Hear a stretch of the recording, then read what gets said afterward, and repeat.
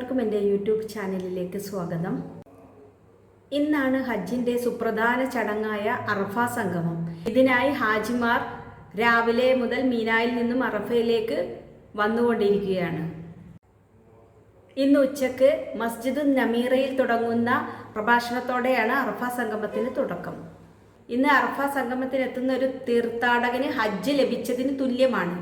എന്നാൽ ഇന്ന് അറഫയിൽ എത്താൻ കഴിയാത്ത ഒരു തീർത്ഥാടകന് ഹജ്ജ് നഷ്ടപ്പെട്ടതിനും തുല്യമായിരിക്കും.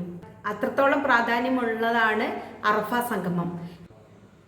ഇസ്ലാമിലെ വളരെ പ്രധാനപ്പെട്ട പ്രവാചകനായിരുന്ന ഇബ്രാഹിം നബിയുടെ ത്യാഗസ്മരണകളുമായിട്ടാണ് ഹജ്ജിലെ പ്രധാനപ്പെട്ട കർമ്മങ്ങൾ നടക്കുന്നത്.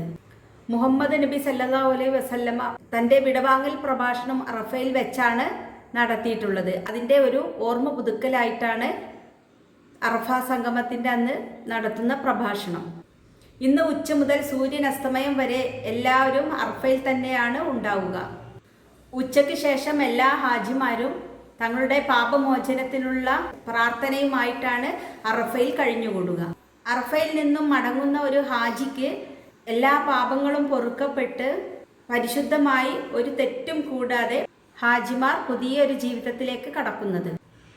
നമുക്കെല്ലാവർക്കും അള്ളാഹു ഹജ്ജ് ചെയ്യാനുള്ള തൗഫീക്ക് നൽകട്ടെ.